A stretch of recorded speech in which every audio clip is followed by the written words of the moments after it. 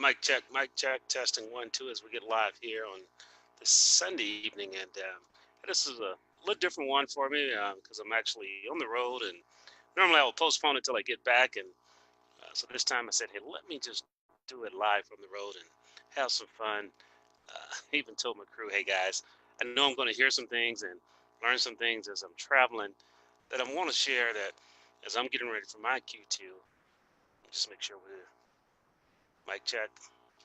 Testing. So, hey, if you're listening online here, as you're coming on, just simple let me know that, hey, you hear me loud and clear or clearly and loud. Just a thumb up or two there. Let's see. Go. Mic check testing. Yeah, so I just want to spend a few minutes to help you get ready for this new month coming up, actually, new quarter coming up. Hey, get ready to crush Q2. That's right, crush Q2.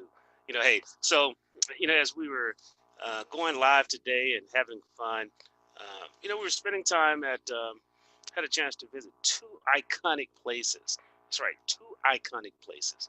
One was the Muhammad Ali Museum, and the other was the Louisville Slugger Museum and Manufacturing Plant. Okay, both of them. I mean, two icons. When you think about baseball bats, you think about the Louisville Slugger as a pulling up some of my notes here. I have notes all over the place, so just getting back in out with some friends and had dinner, so getting in a little later than I wanted to, but hey, still, it's all good, as they say. But, as you think about it, ask yourself this question, what are you going to do different in Q2 to get better results versus what happened in the first quarter? So, are gooder results than what happened in the first quarter. So you may have crushed the first quarter and you want to just do it even better than you did last time. That is fine too. Or you may have missed a few things in the first quarter and you want to say, okay, hey, Howard, what can I do differently to help me crush Q2?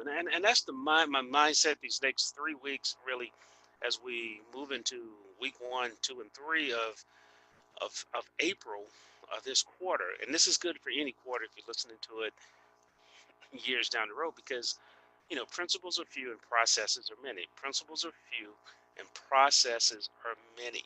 And so as you think about what you're doing and what can you do to drive forward this quarter, I want to challenge you to do a few things. And I want to leave you with a couple things here that hopefully will help you as you're listening and, and, and moving forward with this. So we're going to try a couple things as we go live here. Hey, this is Howard on the run. Um, but, as you think about this quarter, reconnect back to your purpose. See, that was one of the things that I really got with Muhammad Ali is that he was clear on who he was. It wasn't all the time, but whenever he was faced with trouble, when he was faced with turmoil, he literally reconnected back to who he was. Okay? He reconnected back to who he was. And that's what I want to challenge you to do as you move forward is reconnect back to your purpose. Reconnect back to your purpose. Who and why are you? That's right. Who and why are you? And when you look at the goals that you have this rip, I say this quarter is go ahead and literally go ahead and ask yourself, are those goals serving my purpose? See, that's the key thing. Are those goals serving your purpose? And that is that reconnection back to it. The next thing is make adjustments in your plans. See, that was one of the things that I really got from him, and gosh, I mean, what was the best way to say that? I guess you could say, as when he, Muhammad Ali was classed as clay at one time, and this is just going back through the museum and the lesson, but um, he lost his title because he refused to fight in the Vietnam War. And so when he refused to fight in the Vietnam War, being stripped of his title, he literally had to reinvent himself in order to survive the way in which he was used to. And what I mean by that is that one of the things that Muhammad Ali um, did during that time was he spoke to college students about what was going on with the war. He spoke around all of those things. And so when you think about that, he, I mean, this museum, first of all, gosh, uh, one of the things I challenge you, if you're ever in Kansas City, please go and check out. I'm sorry, in Louisville. Gosh, I'm saying the wrong city. I'm thinking about the Negro League Museum. But if you're ever in Louisville, Kentucky, set aside at least a half a day for it. I mean, I just got lost in it today. I just want to say shout out to a couple of people. Hey, Tyrone, thanks for jumping on. Hey, Byron Riley. Hey, thanks for getting on, man. Byron George, good to see you, man. We're still going to get that cup of coffee. Talked to Jay Hardy earlier this week. But so as you're thinking about that for yourself, he made that shift and adjustment. And so as he was talking about it chronicled, his speaking to college students, and a lot of it was just rambling at first, and literally him maybe being upset. But then after that, he became on point, and he became more aware, and he began to practice and learn more about his target market and what he was doing and sharing. And so that is that value of making an adjustment to what's happening in your life and in your business. See that is it. I'm talking about lessons I learned. Hey, while I'm moving, I guess you can call it a mini vacation. Hey, I was up here for a few days, and so had to carve out a day to get to the museum. Two museums that I had to. Got a couple other things I want to see tomorrow. We'll get out to Churchill's down and see how that goes together. But it's a great. I mean, gosh, I just can't say enough about the museum, and I'll be posting some pictures later. But when you think about the life that Muhammad Ali led, three-time, you know, world champion, created something. And then so here's something else that was real powerful to me is how he invented himself. And so one of the things that I was talking about is that Howard Cosell, you know, Muhammad Ali was a person that never met a mic that he did not like, but he also realizes that, as he says in one of his most famous quotes, is that, half of the people like me, half of the people want to tune in to see me win, the other half tune in to see me lose. But either way, they're all tuning in. See, now when you look at your business and what you do, how do you capture the total market? How do you capture that total market? And that's what he did in the boxing arena.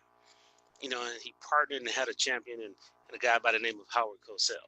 They often say Howard Cosell was um, using him, but at the same time, Muhammad Ali said he was getting what he needed from that standpoint. And that's the key thing about as we are. There are times that we're going to have to enter into some relationships. Now, one of the things I'm going to say with this is don't give up your values. Never sacrifice your values. But you may have to enter into some relationships with people that you really don't love or like. Okay? If you can respect them and you have similar values, then do what you need to do to benefit and then grow on. And that's what Muhammad Ali did as I look at as he evolved throughout the time. Another thing that he said was so powerful and is really learning from your past mistakes. The quote, and I'm paraphrasing because I didn't write it down. And I go back and look at pictures. I mean, I took over 100 pictures in the museum. But literally, he said that, yes, I will not be the same person at 60 as I was at 30. If I was, then I've lived a wasted life. So now, even on a microcosm, look back. I want you to look back at this past quarter. Reflect a little bit back at this past quarter because this is about crushing Q2. So look back at Q1 and say, what are the missteps and mistakes that I created? Things that you had control of that you want to allow to happen again in this quarter. See, when you do that, guess what? Then you're going to be projecting and moving forward. Projecting and moving forward. Another thing that I garnered from the museum as I sat down and was sitting and watching is that he loved practice. That's right. He loved practice. There's a quote, not a quote. There's a piece by Allen Iverson, who's a basketball player. He used to say, "Practice, practice." What do you mean practice? But with him, with Muhammad Ali, he loved practice because he said practice is where champions are made. And so inside of your business, inside of your life, what are those things that you have to do from a practice standpoint? What are those things that you have to do continuously that you may not love? But guess what? It's going to be your championship moment. It's going to drive you forward when you practice whatever it is. And so it may be sales script, writing that script out and practicing the script. That one or two speeches that you're going to deliver over a time frame this quarter. So you may have a goal of speaking 10 times. And one of the things I've learned from speaking is that, hey, stay in your lane. Speak on the things that you're good at and just become real good at those. Be gooder at those. And what happens is that now, as you're practicing them, you're really just fine-tuning even further. So that's the other thing is I want to make you do is fall in love with practice. So in your business for this quarter, what are some of the things that you have to practice on? What are some of the things that you're going to have to do to help you grow your business? So I want you to write those down and say, hey, these are some of the things that I have to do. Only you can say that about yourself. And then as I was flying up, I was making some notes here.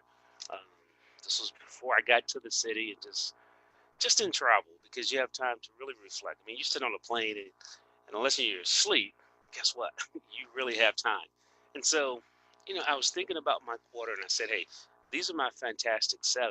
So I had 7 things that, I'm looking to crush, 7 specific things that I'm looking to crush in Q2.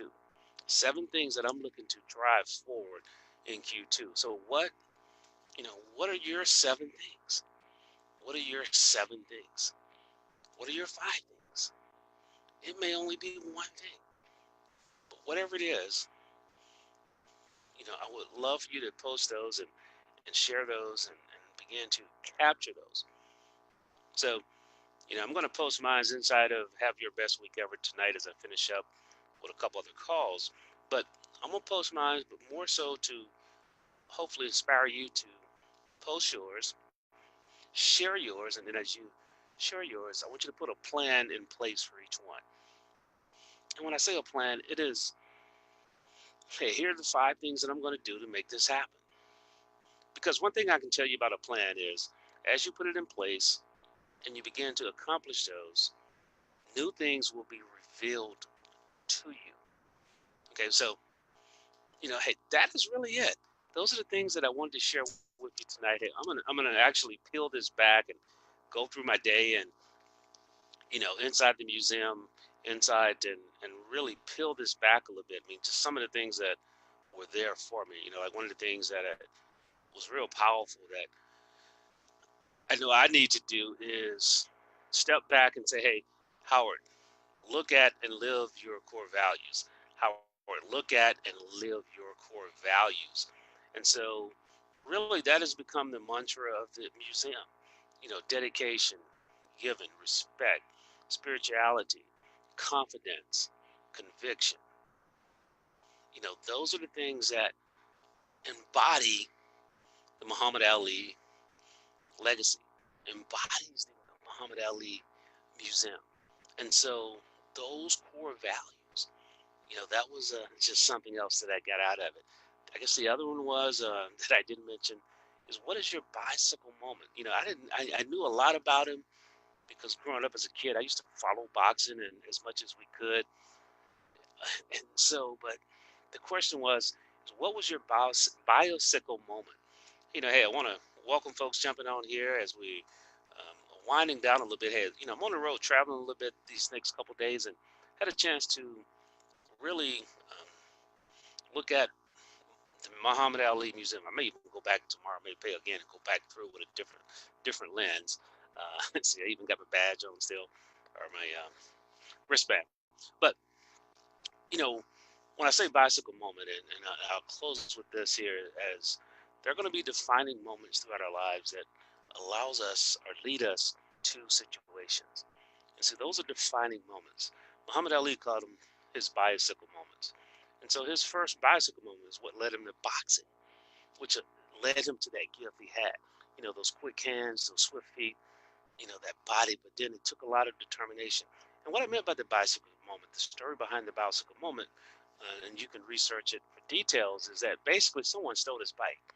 So he went to the police station, and this was literally in the 50s in Louisville, which is still the South. And so he actually had to go in a different door. He couldn't go through the front door to the police to report a stolen bike. That was number one. Number two was, he told the officer, hey, whoever it is, I'm going to beat him up. And the officer said, do you know how to fight? And he said, yes. He said, well, come on down to this gym so you can learn to fight properly. And so that's how he started in boxing, his bicycle moment. But then he took the bicycle moment and truly ran with it, took the bicycle moment and began to embrace it. And that's what led him to be that Olympic champion at the age of 18. And because he lived it, he was selective, he was focused. It was about what he had passion for. And so, there's a lot of lessons wrapped up in that bicycle moment, but I want to challenge you to think about, what was your bicycle moment? Or what is your bicycle moment? And what are you doing to maximize the results from that bicycle moment? So I'm going to leave that with you. So that's what I'm going to leave it with tonight as we close out. These are just quick lessons from Louisville, Kentucky. I'm going to have them shaped up and formed up for next week as we really dive through them and, probably go through a masterclass type training with them then. So with that said, hey, I challenge you as always, to go out and have your best week. Hey, if you want to see notes from it, see some pictures, we're going to post some here online, as well as inside of Have Your Best Week Ever. But the main thing to remember is that we must live our purpose. And I'll leave you with two things from Muhammad Ali.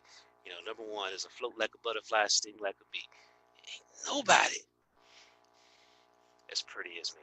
But I love what he said that, but in the way in which he said it. But then more importantly, the last one, I want to be a little more serious. Service is the rent that we pay for our life and existence on earth. Service. So the better we serve others, the better we serve others, I think the greater the universe will return to us. So I challenge you to go out and serve someone, but put a plan in place and say, how will I serve more in Q2? How will I serve more in Q2? And this is Howard, as always in closing. I tell you to go out and plan your week, because if you don't plan your week, someone else will give you a week plan.